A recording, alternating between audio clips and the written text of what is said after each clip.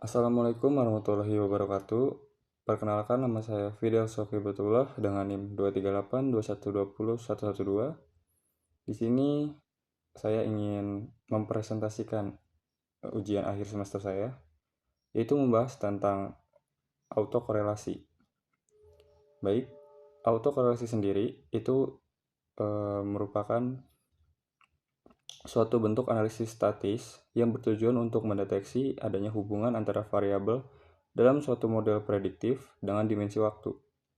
Uji autokorelasi merupakan uji yang dilakukan untuk dapat melihat apakah terjadi korelasi di antara suatu periode dengan periode-periode sebelumnya. Secara khusus, autokorelasi mencerminkan adanya keterkaitan antara residual pada suatu waktu tertentu dengan residual pada waktu sebelumnya. Dalam konteks ini, model regresi yang baik adalah model yang bebas dari permasalahan autokorelasi. Kemudian di sini ada beberapa tujuan autokorelasi. Tujuan utamanya, memverifikasi asumsi independensi, menjamin validitas inferensi statik, dan mengoptimalkan efisiensi estimator. Kemudian ada tujuan khususnya, yaitu ada 3. Pertama ada identifikasi pola residual, yang kedua ada evaluasi kualitas model, dan yang terakhir ada dasar pengambilan keputusan. Kemudian lanjut yang pembahasan terakhir, ada fungsi uji autokorelasi. Dibagi menjadi 3. Yang pertama ada fungsi diagnostik. Yang pertama ada deteksi pelanggaran asumsi. Kemudian ada evaluasi spesifikasi model. Kemudian fungsi korektif. Ada panduan perbaikan model.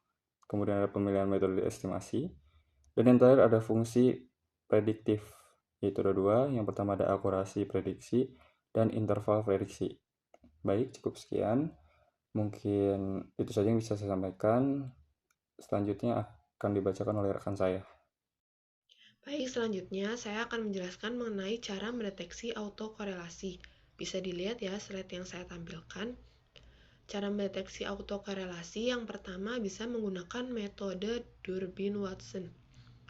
Uji ini diperkenalkan oleh C. Durbin dan C.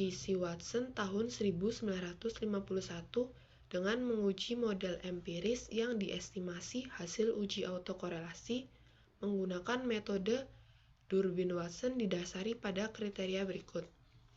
Yang pertama itu 1,65 lebih kecil Durbin-Watson lebih kecil 2,35 artinya tidak terjadi autokorelasi. Yang kedua 1,21 lebih kecil Durbin-Watson lebih kecil 1,65 atau 2,35 lebih kecil Durbin-Watson lebih kecil 2,79 artinya tidak dapat disimpulkan. Yang ketiga, Durbin-Watson lebih kecil 1,21 atau Durbin-Watson lebih besar 2,79 artinya terjadi autokorelasi. Yang kedua, menggunakan metode Lagrange Multiplier atau LM test. Metode LM digunakan untuk menguji autokorelasi tidak hanya pada derajat pertama atau first order, tetapi juga pada derajat yang lebih tinggi. Uji ini lebih unggul dibandingkan uji Durbin-Watson, terutama jika yang pertama, jumlah sampel lebih dari 100 observasi dan terdapat autokorelasi lebih dari 1 derajat. Untuk kriteria pengujiannya, rumus statistiknya uji X kuadrat sama dengan N dikurang 1 dikali R kuadrat, di mana N adalah jumlah observasi dan R kuadrat adalah koefisien determinasi dari regresi tambahan. Jadi kesimpulannya jika X kuadrat hitung lebih kecil sama dengan X kuadrat tabel, itu artinya terjadi autokorelasi. Dan jika X kuadrat hitung lebih besar X kuadrat tabel, artinya tidak terjadi autokorelasi. Yang ketiga ada metode Breisk-Godfrey atau BG test. Merupakan uji tingkat lanjut untuk mendeteksi autokorelasi. Dikembangkan oleh Breisk dan Godfrey didasarkan pada asumsi bahwa gangguan atau error UT mengikuti pola autoregresif atau AR dengan beberapa orde atau derajat. Uji dilakukan dengan membandingkan nilai X kuadrat hitung dengan X kuadrat tabel. Kriteria keputusannya, jika X kuadrat hitung lebih kecil X kuadrat tabel, itu artinya tidak terjadi autokorelasi. Dan jika X kuadrat hitung lebih besar sama dengan X kuadrat tabel, terjadi autokorelasi. Yang keempat, menggunakan metode Rantes, merupakan metode non-parametrik untuk menguji apakah terdapat korelasi antar residual. Jika tidak ada korelasi, maka residual bersifat acak atau random, yang artinya tidak terjadi autokorelasi. Kriteria pengujiannya, jika nilai probabilitas atau p-value lebih besar 0,05, itu artinya terjadi autokorelasi atau residual tidak acak. Dan jika p-value lebih kecil sama dengan 0,05, tidak terjadi autokorelasi atau residual acak.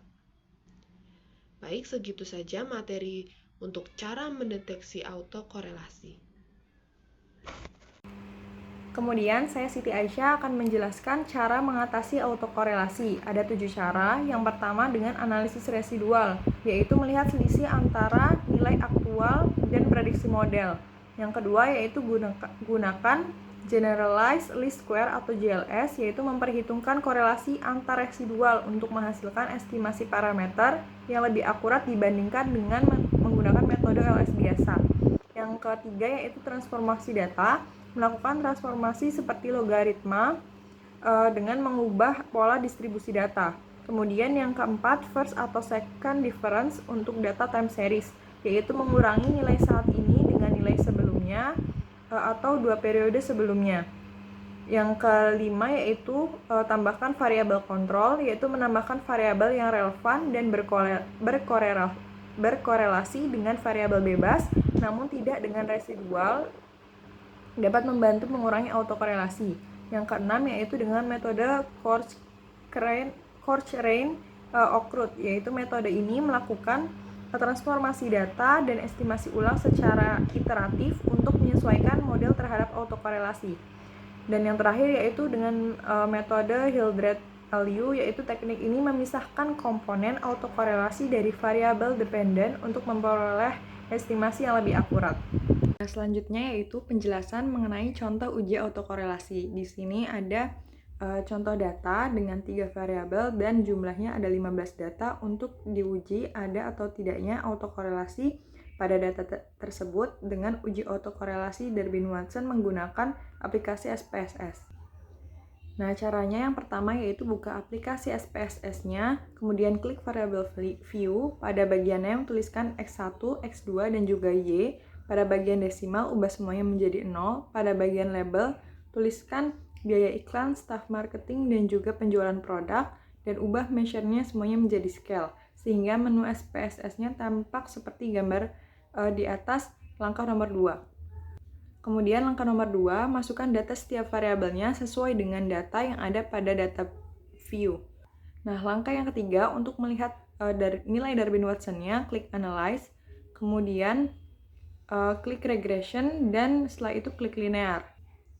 Langkah nomor 5, setelah tampilannya seperti di bawah langkah nomor 5, pindahkan variabel X1 dan X2 ke kolom independen dan variabel Y ke kolom dependen, sehingga tampilannya seperti di langkah nomor 6, di atas langkah nomor 6. Nah, langkah nomor 6 selanjutnya yaitu klik statistik dan centang bagian Durbin-Watson, setelah itu klik continue kemudian OK. Nah, setelah itu nilai Durbin-Watson-nya dapat dilihat pada tabel model summary.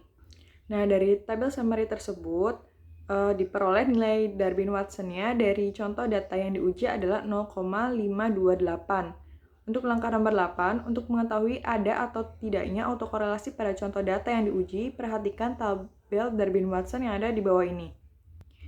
Nah, pada tabel di atas, di langkah nomor 8, K menunjukkan banyak variabel independen yang digunakan dan N menunjukkan banyaknya data. Nah, pada contoh yang diuji, variabel independen yang digunakan itu ada 2, jadi cukup perhatikan K sama dengan 2. N yang digunakannya itu ada 15 data, sehingga dapat diambil nilai DL-nya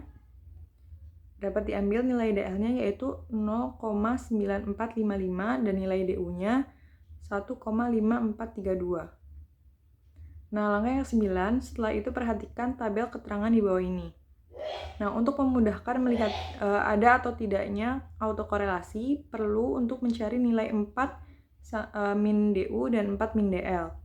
Nah, untuk memudahkan kita membuat tabel penolong yang ada nilai DL, DU, 4 min DL, 4 min DU, dan juga DW-nya. Nah, untuk mencari 4 min DU dan 4 min DL, kita langsung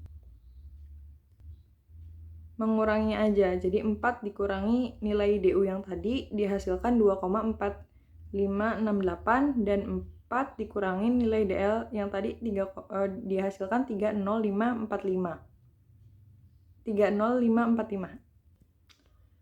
Nah, 0,58 itu berada di antara nilai 0 dan nilai DL. Kalau dilihat di tabel keterangan, yang berarti data tersebut terdapat autokorelasi positif. Jadi lihat tabel keterangannya, tadi kan 0,528 itu ada di antara 0 sampai DL ya. Kalau kita tarik ke atas itu autokorelasinya positif. Jadi data tersebut itu ada autokorelasi positif. Sekian dari saya. Assalamualaikum warahmatullahi wabarakatuh.